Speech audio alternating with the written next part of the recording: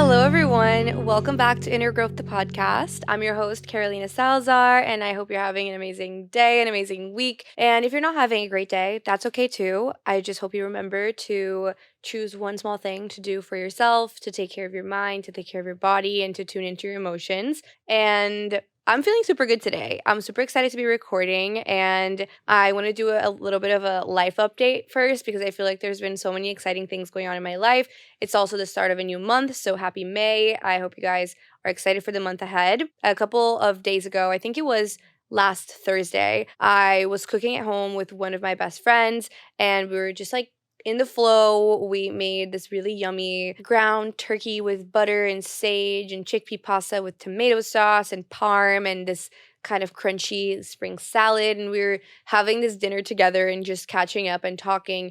And we were kind of talking about all the things that are coming up in May. And I feel like May is going to be such an exciting month. And we were kind of talking about how May is going to be the month of many and, many different things of the letter M, milestones, memories, etc., etc. And so the first thing I wanted to share is that I created a challenge for the Inner Growth family called the May is the Month of Many Challenge. And I have already started it, but you are able to join if you're interested. And the intention behind this challenge was just to create something that can help you ground, because I feel like during the pandemic, during lockdown, I was so deep into my inner work and I was finding a lot of time to journal and to meditate and to align my chakras and to do all these things. And now that life is picking back up again and things are feeling a little bit more fast-paced and accelerated, sometimes it's easy to just focus on our physical health, like on moving our bodies or eating healthy, etc., but we forget about the mental, the emotional, the spiritual side. And so that was really the focus of this challenge, and it's pretty straightforward. The first thing is doing a breath work and or meditation in the morning or at any point in the day, really, just once a day. And what I've been doing is the 5-minute breath work from Open, this app that I love. I think I actually have a referral code, so I'll include it in the show notes if you are looking for a new meditation app to try, because I freaking love it. And they have these 5-minute breathwork sessions where it's just one song and they guide you to breathe through the song. And I love music, so I love them. So I do that first thing, and then I go into a chakra balancing meditation, which is the other element. So if you don't want to do a breath work and a meditation, you can just do the chakra balancing one, and that kind of checks both boxes. But I've been liking starting off with the 5-minute breath work first and then going into the chakra balancing, which is like 13 to 15 minutes. The reason why I wanted to include the chakra balancing is because when I started doing chakra balancing work in quarantine, I remember it transformed my life. And then I kind of got disconnected from the practice of balancing them more regularly. So I'm super excited. I will be sharing the links to all of that in the Geneva group, the Inner Growth Club group. So you can join that. It's always linked in the description as well if you want to follow along. And then also the just other element of the challenge is a quick journaling prompt, which ties to last week's, I think it was, solo episode, or 2 weeks ago, where I was talking about your ability to receive. And I've been doing this journaling kind of prompt for a little while now, so I wanted to get back to the habit of doing it daily and also share it with you guys, because I think it has put me on such a high vibration and helped attract so much abundance into my life.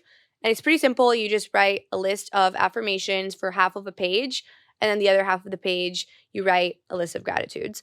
So it can be like, I am a money magnet, I am abundant, I am an amazing human being, I love who I embrace myself, I am loving, I am kind, I am successful, etc. And you do that for half of the page, and then the second half, you can do your gratitudes. And for the gratitude piece, I think it's really important to tune into specific gratitudes, not just like, I'm so grateful for my life. It's like, I'm so grateful that I talked to my mom on the phone for an hour yesterday. I am so grateful that my matcha tastes extra good today. Something like that. Or you could do this as a scripting and write gratitudes as if you already have your manifestation. So let's say you're trying to manifest a new apartment. You can say, I am so grateful that I have this beautiful apartment that has X, Y, and Z things about it. So that is a challenge. May is the month of many. If you're interested in joining us, the information will all be in Geneva and you can follow along there. On the day that this episode goes live, so on Thursday, I'll also be announcing a prize for this challenge. So whoever engages with it the most, who shares their progress the most on Geneva, will receive a prize at the end. And that is it. So stay tuned for those details. They'll be on my Instagram as well. So that is it for the challenge. I'm super excited about it. And it's only been 3-ish days, I think. Yeah, I think it's day 3. And I'm loving it. It's been amazing already. And it's a great way to start off the morning. So I've personally been doing these 3 things first thing in the morning because that's how I know I'll do it. If I leave it for another part in the day, I usually don't get to it. So that is a challenge, and I'm super excited to be sharing it with you all. Now, another challenge that I decided to do for myself this month that doesn't have to do with inner growth, but has to do with my own personal journey is a little running challenge. So this past Sunday, I ran my first half marathon, and it was so amazing. It was the Women's Shape and Health Half Marathon in Central Park, and I ran it with my best friend Gabby, the same friend that I was just talking about who was cooking with me and, who were making like the butter and sage ground turkey dish, etc. Like we ran it together. And then one of my great friends, Mia, and her mom also ran it. And it was so amazing because it was an all women's race. And I've been training for it for so long, as you guys know. So it was just such an amazing accomplishment. And I feel really proud of myself that I did that and that I accomplished that. And not only did it make me start to love running and evolved my fitness journey, but also just felt like really getting outside of my comfort zone, which will be next week's podcast topic. So stay tuned for that when we'll talk about the power of getting outside of your comfort zone, breaking your own limits, and just taking risks. So we'll talk about that next week. But anyway, running the half was incredible. I'm feeling super accomplished. So I decided to do a little challenge this month where I will run 1 mile every single day, rain or shine, first thing in the morning, outside.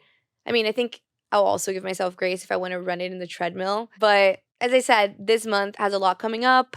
There's a lot of graduation ceremonies that I'm going to be attending for my best friend's graduation, for Pedro's master's graduation, and then my family and Pedro's family are going to Hawaii together. So there's just going to be a lot going on, and I feel like doing 1 mile every day will be super interesting and will be super challenging in a way, and it will really strengthen my sense of self-trust because it's all about keeping the promises that I'm making to myself. So those are some fun things that have been going on in my life that I wanted to share as a little intro, just some life updates. And for today's episode, I really wanted to talk about the topic of balance. Recently, with the eclipse season that we're going through, in case you didn't know, we had an eclipse in Aries 2 weeks ago. And then this week, this Friday, we have a lunar eclipse in Scorpio. So we've been in eclipse season. In this past few weeks, I feel like I've been having a lot of downloads. I've been having a lot of deep conversations. And I've also been having a lot of realizations that are very, very powerful.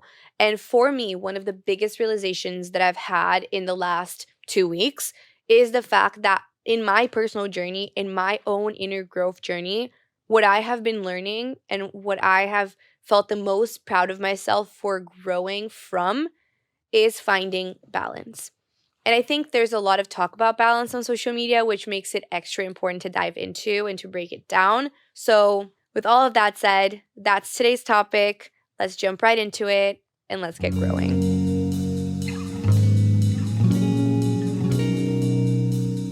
Okay, so as I said, today's episode is going to be all about balance. And I feel like balance is all over social media. Everyone's always talking about the importance of balance, and it's not healthy if there's no balance, etc., etc. And it's true. Balance is really important. So in a way, it's really great that there is this conversation around the topic of balance and that we are talking more about it in general and how to achieve it in our lives and how it's a key part of our health, right? To achieve balance. But the follow-up question to that is, what really is balance, right? And how do you achieve it? And I feel like as a perfectionist, as a recovering perfectionist, I have tended towards the opposite of balance. I've tended towards 0 to 100 behaviors. And the reason why is that perfectionistic tendencies, what they lead to is this idea that either you do everything perfectly, or if you do one wrong thing, or you make a quote unquote mistake, or you don't do something for a day, then you fail, then you're horrible, why even try? And then you fluctuate to another extreme. And I feel like I've gone through these 0 to 100 patterns way too many times in my life. And it got to a point where I learned my lesson. And so I want to kind of just give a little bit of context and how it's played out in my life and then how I have found balance and what it means to me. And hopefully if you're also a recovering perfectionist, or if you're someone who struggles of finding the right balance for things, this will be helpful to you as well. So in my own journey, as I said, recovering perfectionist, I feel like that's played out in many different ways. In some ways, it was academic. It was either I get straight A's, and if I get anything less than an A minus, or if I get anything that's a B, I am a terrible student. I failed. I did horrible. I would cry. I would feel so disappointed in myself. So there was this identity of I have to be the straight A student. So that was younger years, younger Caro, like middle school, high school. But there have been other areas of my life where I have felt the 0 to 100 patterns to be even more drastic. One of them is in my relationship with food. And I think it really came through this intense restriction that I experienced in one phase of my eating disorder, where I was just cutting out all foods, no carbs, no sweets, no this, no that, intense cardio. And I wasn't allowed to get out of that extreme. I was not allowed to break away from that extreme restriction. But then what ended up happening was when I finally broke through it, and I worked with a nutritionist to gain weight back. And, I dive into all of this in my ED recovery episode. So you can listen to that if you want to get more details about my own journey. But there was one point where I started working with a nutritionist to gain weight back.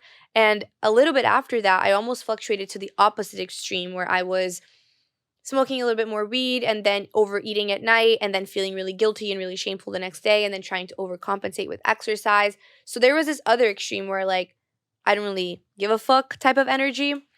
And that was one behavior. And then I fluctuated back to the other extreme again a few years later, which was my orthorexic period, where it was this extreme pursuit of wellness and health. And I had so many things I didn't eat. Like one period I was fully vegan, and then I slowly added back in eggs and I added in fish, but I still didn't eat any gluten, any dairy, any pasta, any this, any that. Like there was a lot of things that I saw as really bad, and it was this opposite extreme. And the same thing has also happened, for example, in my relationship with drinking. Like in my earlier college years, I used to go out and basically binge drink, like drink way more than I should have, and have this like anxiety the next day and have kind of this shitty relationship with alcohol. But then in quarantine, I was sober for 2 months. And then after I graduated college, I was sober for 5 months. So I had these other periods of my life where I didn't do anything relating to drinking. And I cut myself off from going out to a drink with friends, having a drink at dinner, or being able to get a drink in a concert. Like I didn't have these experiences because I was completely extreme with my behaviors. And I feel like I really started tuning into true balance in my life in 2022. So last year, in the beginning of 2022, I was still sober, so I wasn't drinking any alcohol. And I remember I went to a wine night, and in that wine night, going into it, even before I left my house, I told myself, if they're having wine and I want wine, I'm going to have it tonight. And that was kind of when I broke that restriction and, that voice in my head that said, Carolina, you're not allowed to drink. And I started experiencing moments in my life where I allowed myself to have a drink with intention, for pleasure, and just allowing myself to enjoy it. And throughout the year of 2022, I also started embodying this more balanced approach with my food. And I removed all restrictions from my life. So I added back in gluten, I added back in dairy, little by little, and realized that I actually never really had an intolerance to either. So that was just my orthorexic past self that removed it from my life for no reason. So I started adding back that. And then I also started adding in meat again. So I added in red meat, then chicken, then turkey. And little by little by little by little, I started allowing myself to say yes. I'm not saying I was like out here, saying yes to everything, but I was allowed to say yes. And I gave myself that option with food and with drinking. And over time, I feel like I started to refine my ability to know when to say yes and when to not say yes. For example, even though I was allowing myself to have red meat, that didn't mean that I was going out every night or even every week and having a burger. That was not the case. Same thing with alcohol. Just because I allowed myself to say yes didn't mean that I was drinking every night or even every week. Like there were weekends where I didn't drink at all. And as I've evolved in my relationship with what balance means in my life, I feel like what I've learned is that I love eating healthy and I love taking care of my body and I love living a healthy lifestyle. I really am all about that. You guys know this. I love cooking healthy meals. I love moving my body. I love meditating. I love going on walks, nourishing myself. But at the same time, I love live music. I love going out and getting a croissant or getting a bagel. I love having a drink with friends. I love smoking weed every now and then. Like, I enjoy these pleasures. And I've had to remove the shame away from these pleasures to be able to learn how to do them in moderation. So, to me, balance is being able to live a healthy lifestyle, embody wellness, take care of myself, but also leave room for pleasure and be able to indulge in pleasure in moderation. And as you evolve in your relationship with your body and as you evolve in your relationship with yourself, and as you start to learn what balance means to you, you start to realize that that's going to look different for me and for you. The things that to you are pleasurable might be different than what's pleasurable to me. But ultimately, there is a human element. And there's things that we all like. And the more that you're able to stop being such a harsh critic of yourself and so judgmental with yourself when you do enjoy those pleasurable things, the more that you're able to do them in moderation. And the less that you're going to be feeling bad about it when you do it. I think that's really important. That's something I've truly learned. And the more time that passes, the more that so many things click for me and the more that I realize that really this is such an important thing in my own journey and something I'm super excited to share more and talk more about. And when I get my next tattoo, I know that that tattoo is either going to be a yin yang symbol or it's going to be like a balance or it's going to be like a little pendulum or it will literally just be the words balance. And that's how important this is to me. And I feel like that topic comes up in so many ways in my life. Like there's the element of balance as well that I talk a lot about, which is masculine and feminine energy. But then there's also the element of balance, which is what I just was talking about when it comes to your wellness. And then there's also the element of balance of emotional regulation and navigating the waves of your life and how can you approach different emotions from a balanced place. So one analogy that I always talk about when I'm talking about balance is this energy of a pendulum. And I'm going to mention it again in this episode because I think it's really important in case you have never heard me talking about this. In case you don't know what a pendulum is, it's basically like a cord with a charm in the bottom. And it's usually like a pointy kind of crystal. But you can think about it as like a necklace with a heavy charm on it. If you take that pendulum and you swing it to one side, let's say you swing it to the right, and you swing it pretty far out and you let it go, the moment that you let go of the pendulum, it's going to swing to the opposite side. So if you swing it to the right, it's going to swing all the way to the left, and it's going to swing all the way to the left in the same distance away from the middle that you swung it to the right. And it's going to keep swinging from side to side until eventually it arrives back in the middle. And that's what they call the Tao in Taoism. But if you think about that analogy, if you think about that pattern, we can see that same pattern in our lives when we think about 0 to 100 mindset, right? You can think about the binge restrict cycle. You can think about extreme behaviors. Like that's exactly it. You know, when you go all the way to one extreme, your body, your soul, your energy almost needs to overcompensate for that extreme by going to the opposite extreme until you're able to arrive back into a middle point. And I think a silly example of this is a very silly example.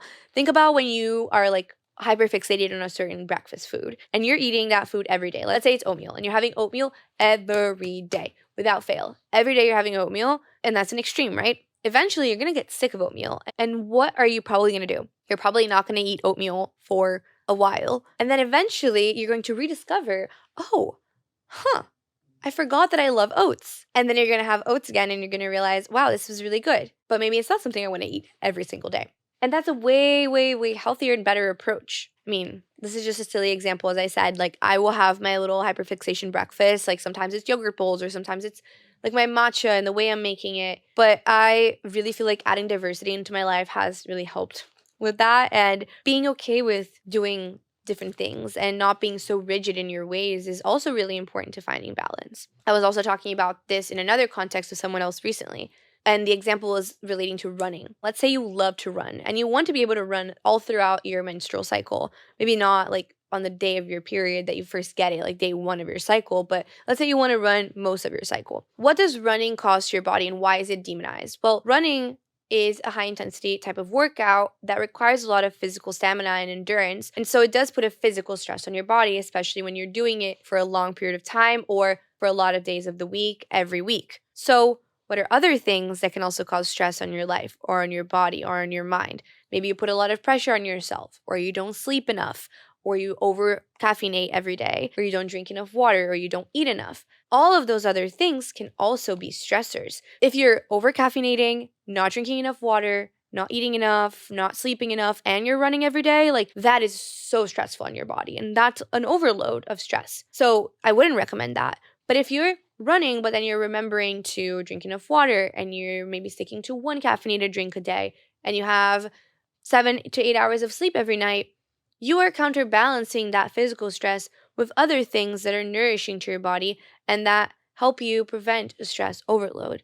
So it's always about this balance. It's always about taking a look at what you're doing and the intensity with which you're doing it, and then thinking about what are other ways that you can nourish yourself to counterbalance that. And then the last thing also that I think is really important when it comes to balance and when it comes to being able to live a balanced life, especially in the sphere of your relationship with food, your relationship with exercise, and your relationship with pleasure, specifically resting, dancing, fun, concerts, live music, drinking, smoking weed, or any of these things that are considered vices or are considered like fun things to do or indulgences, like getting a bagel or whatever, any of those things. The reason why we fall into these 0 to 100 patterns is because of our ego. It's because there's a part of us, our ego, that wants to cultivate an identity out of our life experiences. And what happens? We think that we either have to be this healthy girl persona, and the healthy girl persona that works out every day, meditates every day, only eats healthy, drinks 2 gallons of water every day, la la la la la la. That healthy girl persona in your brain is not allowed or doesn't go out for a drink with her friends or go to concerts or dance. That's because your ego does see things in black and white. And your ego wants to fit you in a box. And the ego wants you to feel like you fit into a box. Because society does prize fitting into boxes. But we're not made for boxes. We're way more multidimensional than that. And when you think about it, that's what I think kind of leads us to these 0 to 100 behaviors, is because we want to be perceived in a certain way, or we want to just have that sense of security for ourselves because we have that quote unquote fixed identity. Oh, I'm the healthy girl. I'm not allowed to drink. Like if I drink, that like puts everything about my healthy girl identity in question. And that is the problem, is that when we're over identifying with something, if we do something that contradicts that identity, it causes us to question everything about ourselves. It causes us to question our self-identity. It causes us to question our worth, to feel imperfect.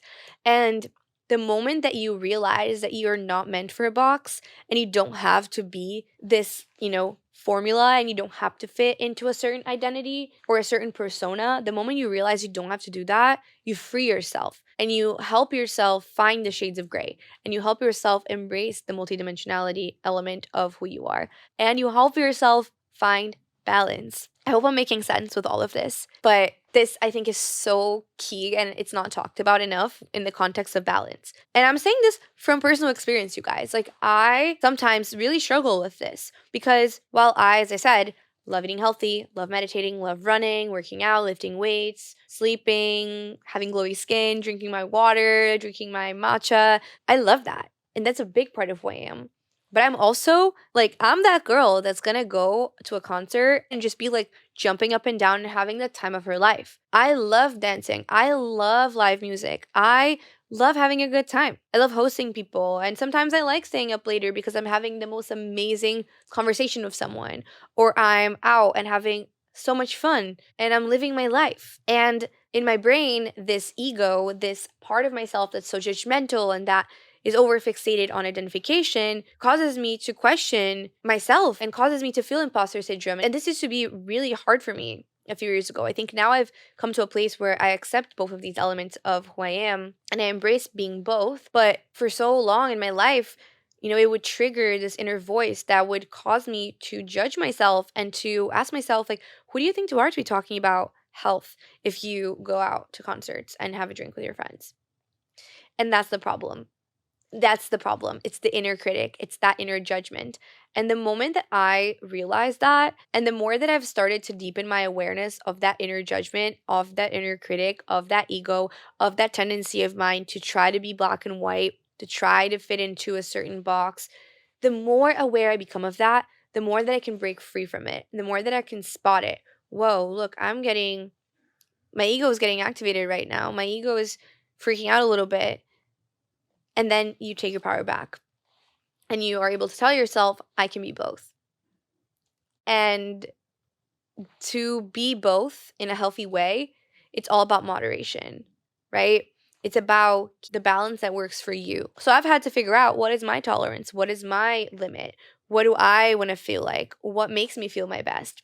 Including in the context of pleasure. If you go out and have a bagel and allow yourself to have that experience, that doesn't mean you have to finish the entire bagel and leave feeling overly stuffed and overeating because you think you're not going to be able to eat a bagel ever again. The moment that you tell yourself, I can eat a bagel whenever I want, I can eat a bagel tomorrow if I want to, you prevent yourself from overstuffing yourself and eating so fast and going overboard and then feeling bad, right? Because if you are feeling full, but then you keep on forcing yourself to finish the bagel because you don't know when you're going to have it next, then you're going to feel so full, you're probably going to feel shitty, and then you're going to feel bad about yourself. Then it's going to trigger a lot of negative self-talk. So instead, if you go and you eat a bagel and you listen to your body and you listen to your fullness levels and you stop when you're ready to stop, then that is cultivating a sense of self-awareness and a healthy relationship with your body and with yourself and with your fullness and all of these things.